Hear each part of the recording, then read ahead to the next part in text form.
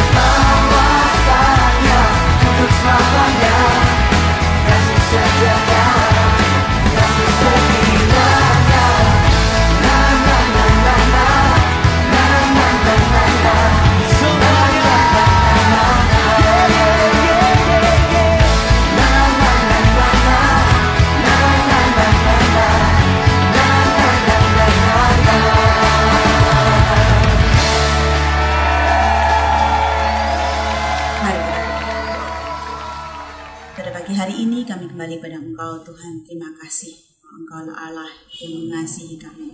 Dan juga bukan hanya itu, kami syukur pada pagi hari ini kami bisa menghirup udara segar dan kami bisa merasakan sinar matahari. Tuhan, kami tahu itu semua karena kasih dan anugerah dari Engkau saja.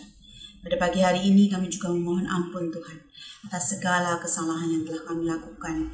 Kami mengecewakan Engkau, tapi kami tahu Tuhan, Engkau Allah yang begitu mengasihi kami. Bukannya itu, Engkau juga rela mati di atas kayu salib atas kami Tuhan. Terima kasih atas segala pengorbanan Tuhan. Sekali lagi Tuhan, kami serahkan semuanya. Ibadah kami hanya di dalam nama-Mu saja.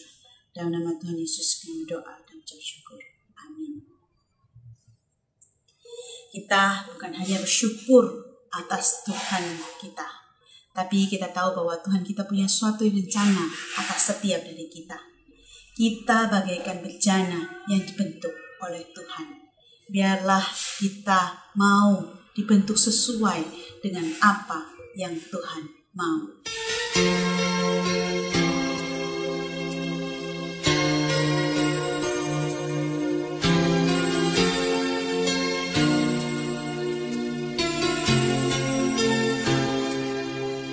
Bagaikan bejana siap dibentuk, demikian hidupku di tangan-Mu. Dengan urapan kuasa Roh-Mu, ku dibaharui selalu. Jadikan ku Allah dalam rumah-Mu, inilah hidupku di tangan-Mu. Bentuklah seturut kehendak-Mu, pakailah sesuai rencana-Mu. Ku mau seperti-Mu Yesus, disempurnakan selalu dalam segenap jalanku, memuliakan nama-Mu. Ku mau seperti-Mu Yesus, disempurnakan selalu dalam segenap jalanku, memuliakan nama-Mu.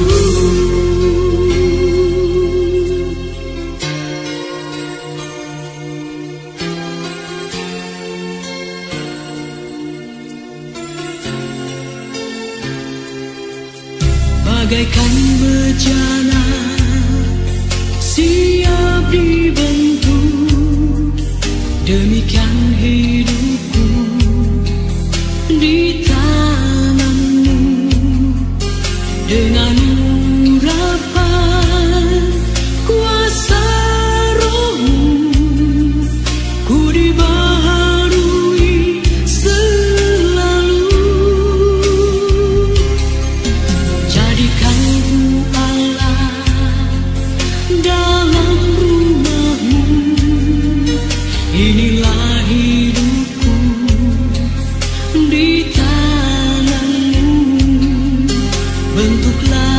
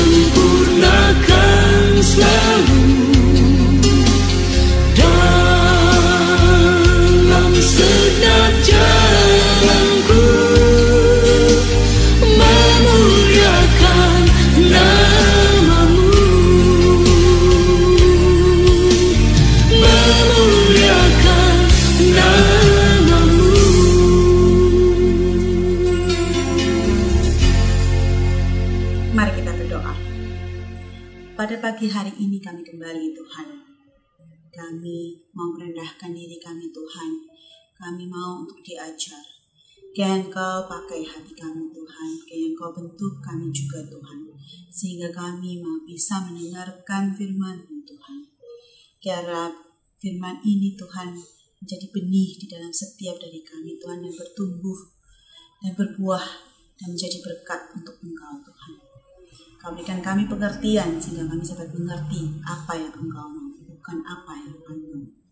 Sekali lagi Tuhan, kami serahkan semuanya hanya dalam nama Tuhan Yesus kami doa dan ucap syukur. Amin. Hari ini kita akan mulai seri yang baru. Kita mau belajar dan berjalan bersama Daud. Ya, kita akan melihat kehidupan Daud dari muda sampai dia menjelang kematiannya. Kenapa kita mau belajar Daud? Nah, minggu lalu kita belajar bahwa tiap dari kita diciptakan untuk tujuan dan maksud Tuhan. Jalannya bisa berbeda-beda, caranya juga berbeda-beda. Kita mau belajar dari hidup Daud, apa sih rahasianya dia sehingga dia bisa hidup sesuai dengan tujuan dan maksud Tuhan. Mari kita lihat di Alkitab bagaimana Daud pertama kali diperkenalkan. Kita baca dari 1 Samuel 16 ayat 1 sampai 13. Adik-adik yang di rumah dan juga yang ada di Zoom, mari sama-sama dengan kami kita membaca Alkitab kita. Berfirmanlah Tuhan kepada Samuel, "Berapa lama lagi engkau berduka cita karena Saul? Bukankah ia telah kutolak sebagai raja atas Israel? Isilah tabung tandukmu dengan minyak dan pergilah. Aku mengutus engkau kepada Esai, orang Betlehem itu, sebab di antara anak-anaknya telah kupilih seorang raja bagiku." Tapi Samuel berkata, "Bagaimana mungkin aku pergi? Jika Saul mendengarnya, ia akan membunuh aku." Firman Tuhan, "Bawalah seekor lembu muda dan katakan, aku datang untuk mempersembahkan korban kepada Tuhan. Kemudian undanglah Isai ke upacara pengorbanan itu. Lalu aku akan memberitahukan kepadamu apa yang harus kau perbuat. Urapilah bagiku orang yang akan kusebut kepadamu." Samuel berbuat seperti yang difirmankan Tuhan, dan tibalah ia di kota Betlehem. Para tua-tua di kota itu datang mendapatkannya dengan gemetar dan berkata, "Adakah kedatanganmu ini membawa selamat?" Jawabnya, "Ya, benar. Aku datang untuk mempersembahkan korban kepada Tuhan. Kuduskanlah dirimu dan datanglah dengan daku ke upacara pengorbanan ini." Kemudian ia menguduskan Isai dan anak-anaknya yang laki-laki dan mengundang mereka ke upacara pengorbanan itu. Ketika mereka itu masuk dan Samuel melihat Eliab, lalu pikirnya, "Sungguh di hadapan Tuhan sekarang berdiri yang diurapinya." Tetapi berfirmanlah Tuhan kepada Samuel, "Janganlah pandang parasnya atau perawakan yang tinggi, sebab aku telah menolaknya. Bukan yang dilihat manusia, yang dilihat Allah. Manusia melihat apa yang di depan mata, tetapi Tuhan melihat hati." Lalu Isai memanggil Abinadab dan menyuruhnya lewat di depan Samuel. Tetapi Samuel berkata, "Orang ini pun tidak dipilih Tuhan." Kemudian Isai menyuruh Syama lewat. Tetapi Samuel berkata, "Orang ini pun tidak dipilih Tuhan." Demikianlah Isai menyuruh 7 anaknya lewat di depan Samuel.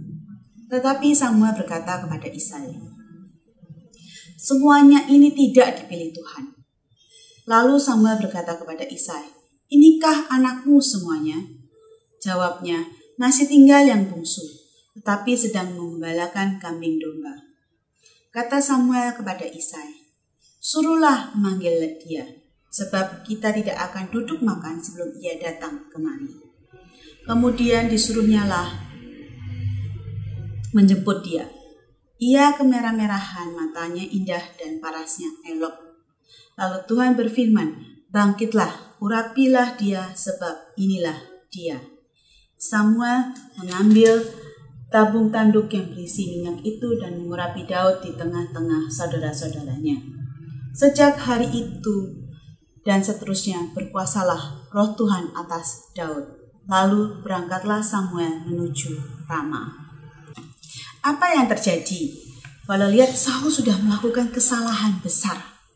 Dia tidak lagi tunduk kepada Tuhan. Dan hatinya sudah semakin jauh. Dan dia tidak mau bertobat. Oleh karena itu di ayat 1, Samuel disuruh oleh Tuhan untuk mengurapi raja baru. Tetapi Tuhan tidak memberitahukan siapa. Dia hanya memberitahukan bahwa salah satu dari anak keluarga Bapak Isai. Samuel datang ke Bethlehem, tempat tinggal Isai. Begitu dia sampai sana, orang-orang pada ketakutan. Kenapa? Karena pada zaman dulu, kalau Nabi datang, itu biasanya mereka membawa suatu kabar tentang berkat atau tentang hukuman. Dan pada saat itu mereka sudah mendengar tentang apa yang terjadi pada masa perang dan juga apa yang terjadi dengan Raja Saul. Jadi mereka takut bahwa Nabi Samuel akan membawa hukuman. Tetapi Samuel berbicara bahwa pada saat ini dia membawa berita baik. Dan bahkan dia membawa korban persembahan. Jadi kalau korban persembahan seperti saat ini, seperti ibadah khusus. Oleh karena itu mereka harus mempersiapkan diri mereka.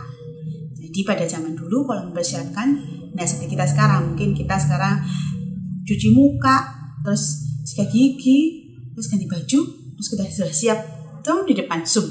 Jadi kira-kira 5 menitan sudah siap semuanya. Tidak seperti itu. Pada zaman dulu mereka harus benar-benar mempersiapkan dengan serius. Mereka harus menyucikan diri mereka. Mereka harus mandi. Dan untuk mengikuti upacara ini mereka tidak bisa main-main.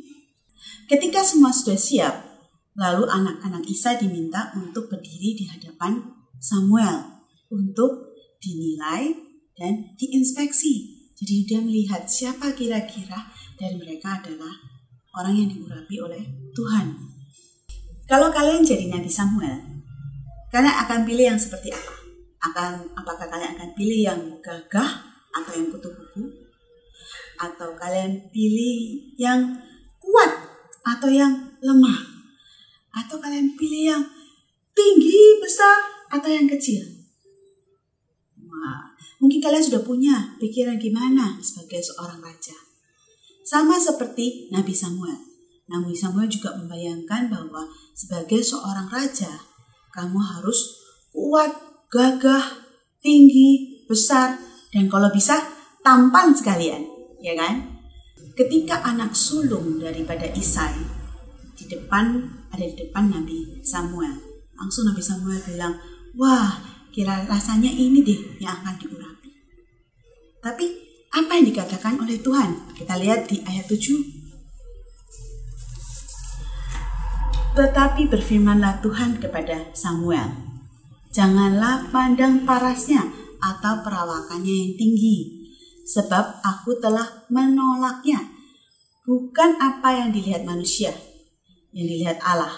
Manusia melihat apa yang di depan mata, tetapi Allah melihat hati. Tuhan mengingatkan Samuel, Saul itu orangnya tinggi, besar, gagah. Tapi Tuhan menolak Saul karena hatinya tidak tunduk pada Tuhan.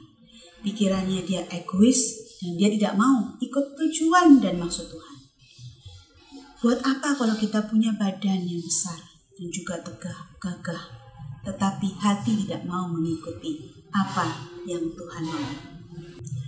Semua anak laki-laki Isai yang 7 yang pada saat itu hadir ditolak oleh Tuhan. Mereka itu adalah laki-laki yang kuat, gagah, dan mereka jago berperang. Kalau kalian nanti lihat baca di ayat 17, mereka ini adalah tentara Raja Saul. Jadi kalau dibilang bahwa kualitas mereka TOP, top, ya, mereka nggak main-main. Mereka itu adalah kualitas yang sangat bagus. Tapi Tuhan bilang bukan, mereka bukan pilihannya Tuhan. Di ayat 10, Samuel mengatakan dengan tegas bahwa ketujuh anak Isai ini bukan pilihan Tuhan. Tetapi Tuhan bilang bahwa salah satu anak Isai akan diurapi menjadi raja. Ternyata benar, ada satu yang ketinggalan. Bukan ketinggalan, tapi sengaja ditinggal. Kenapa? Karena menurut orang-orang si bungsu ini nggak cocok untuk ikut urusan orang dewasa. Tetapi Samuel pada saat itu tetap bersikeras dan menyuruh si bungsu untuk pulang. Dan pada saat itu si bungsu masih di mana? Dia lagi mengembalakan domba. Nah, pada saat itu dia harus pulang untuk mempersiapkan dirinya dia. Jadi semua orang menunggu untuk dia mempersiapkan diri. Tapi karena ini adalah perintah Tuhan, maka mereka menunggu. Dan datanglah si bungsu. Kalau kita lihat di ayat 12, dibilang bahwa ia kemerah-merahan, matanya indah dan parasnya elok. Kalau terjemahan bahasa Indonesia masa kini bilangnya, pemuda yang tampan dan sehat dan matanya indah. Wah, siapakah pemuda ini? Siapakah si bungsu ini? Ya, benar, dia adalah Daud. Nah, pada saat dibilang pemuda, ini bukan berarti kayak koko-koko kalian yang kuliah. Pada zaman dulu, pemuda itu usianya 12 sampai 15. Berarti Daud itu seusia kalian semua pada saat itu. Jadi kalau dibandingkan dengan koko-kokonya Daud pada saat itu, Eliab atau Abinadab, Daud itu tidak ada apa-apanya. Daud masih belum punya pengalaman dan dia juga masih kecil. Bagaimana dia bisa menjadi seorang raja? Tetapi apa kata Tuhan? Tuhan berkata, bangkitlah urapi dia, sebab inilah dia. Kenapa Tuhan memilih Daud? Kalau kita bandingkan dengan ayat 7 tadi, kita tahu bahwa ada sesuatu di dalam hati Daud yang dilihat oleh Tuhan. Alkitab tidak mencatat lebih lanjut, tapi coba kita perhatikan lagi. Di ayat 13 dibilang bahwa sejak hari itu dan seterusnya berkuasalah roh Tuhan atas Daud.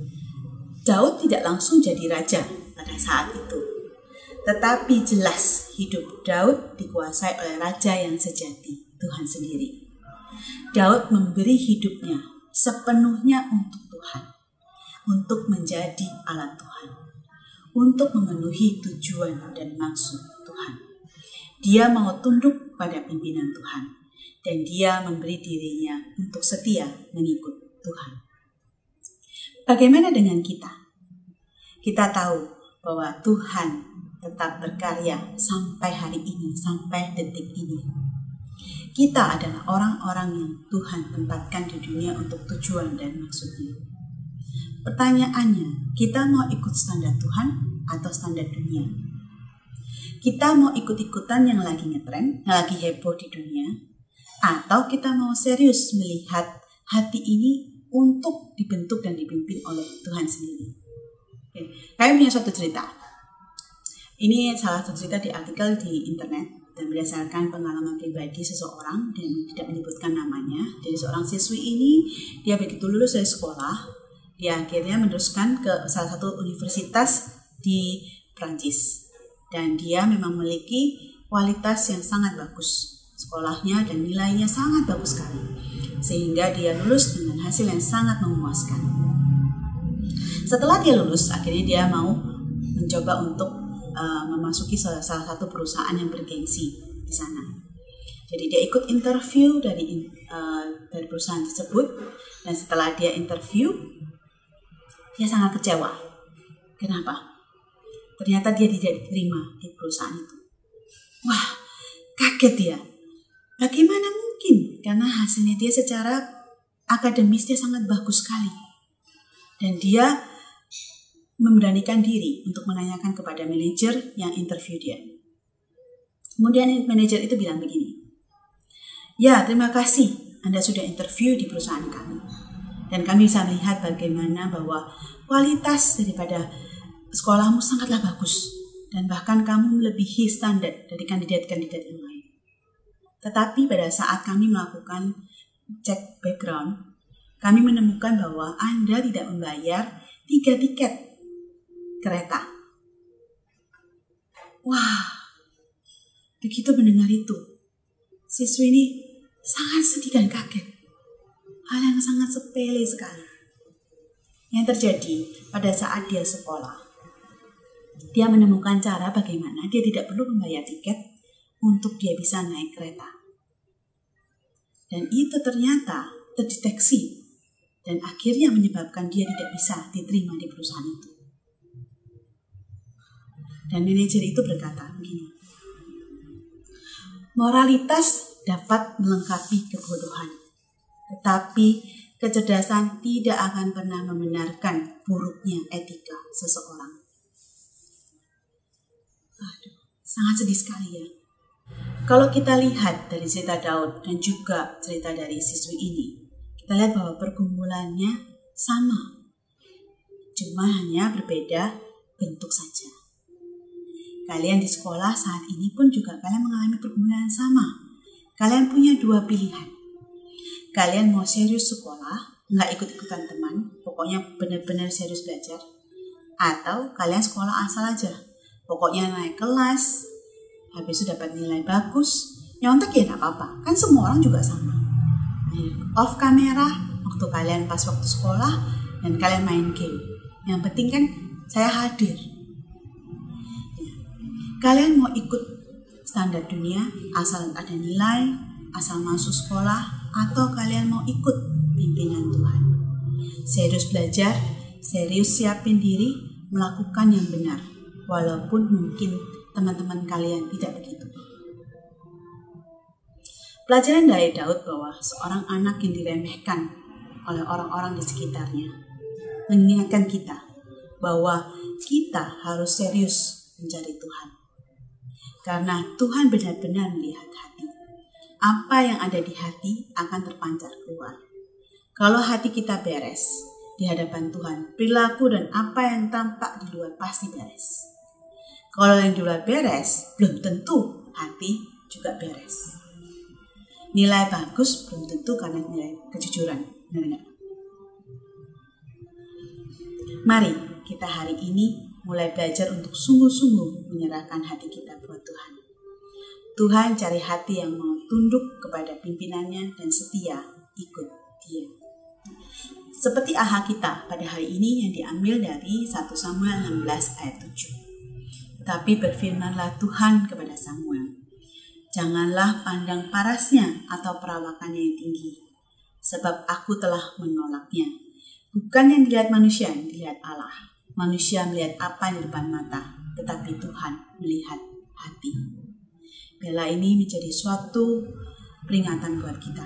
Bagaimana Tuhan melihat apa yang ada di dalam hati kita. Dan marilah kita mau menyanyikan pujian ini. Pada saat kita menyanyikan pujian ini, biarlah pujian ini menjadi suatu doa kita kepada Tuhan. Dan pada saat kita menyanyikan pujian ini, jangan lupa kita juga mau memberikan bejana untuk Tuhan. Ya, kita mau memberikan semua yang kita punya untuk kemuliaan nama Tuhan.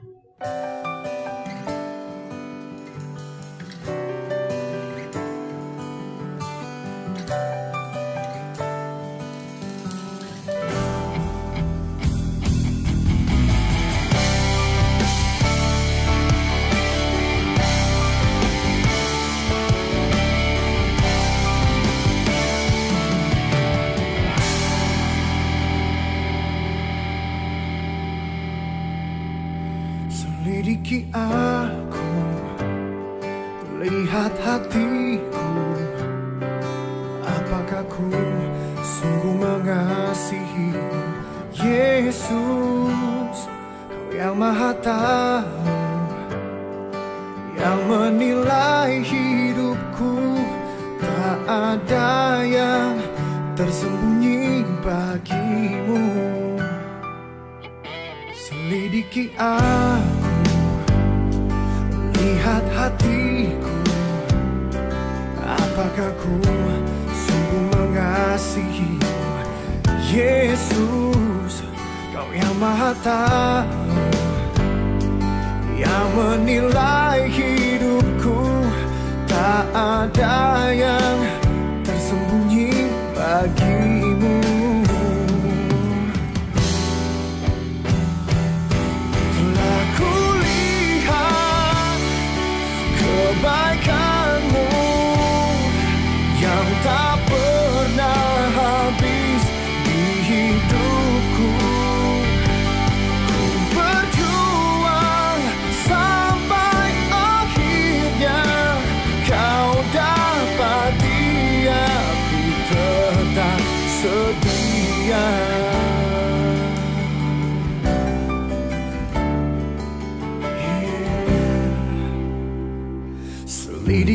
mataku, lihat hatiku.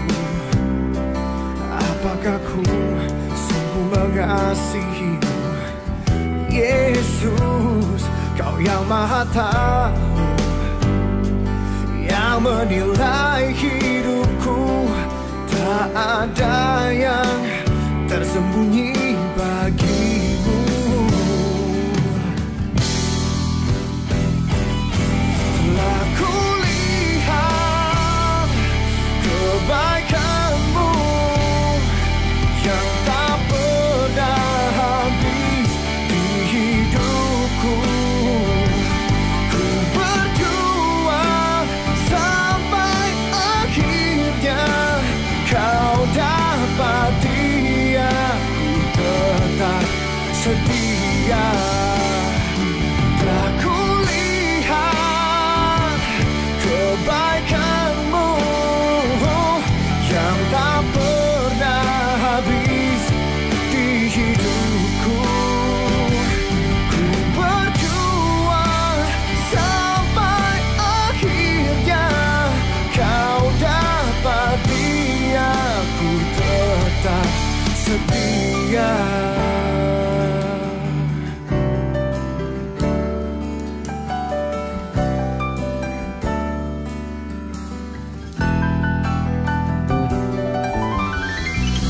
Tetap setia.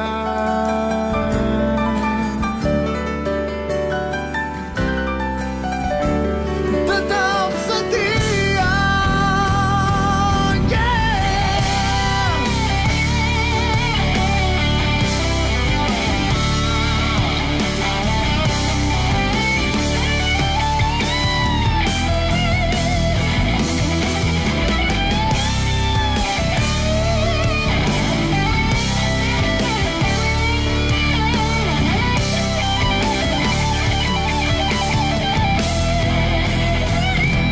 Telah kulihat kebaikan-Mu yang tak pernah habis di hidupku. Ku berjuang sampai akhirnya Kau dapati aku tetap setia. Telah kulihat kebaikan-Mu yang tak pernah habis di hidupku. Ku berjuang sampai akhirnya Kau dapati aku tetap setia.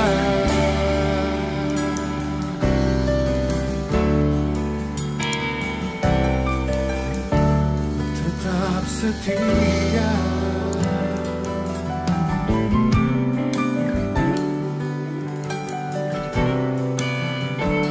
Tetap setia. Mari kita berdoa. Tuhan, terima kasih pada pagi hari ini. Tuhan, kami belajar bagaimana Engkau itu adalah Tuhan yang tidak melihat rupa. Engkau mau melihat hati kami, Tuhan. Selidiki setiap hati kami, Tuhan. Bantu kami, Tuhan, untuk kami mau taat. Bantu kami, Tuhan, untuk kami tidak mengikuti standar dunia, tapi biarlah kami mau mengikuti standar-Mu, Tuhan. Tuhan, kami bisa melihat bagaimana begitu banyak hal-hal yang ada di dunia ini yang tidak sesuai dengan apa yang Engkau mau. Bantu kami, Tuhan, untuk kami berjalan sesuai dengan apa yang Engkau mau. Terima kasih, Tuhan. Sekali lagi kami serahkan semuanya dalam nama-Mu saja. Kami berdoa. Amin. Minggu ini sampai di sini. Kita ketemu lagi minggu depan. Stay healthy, God bless you, and be blessing for others. Sampai ketemu lagi. Dah.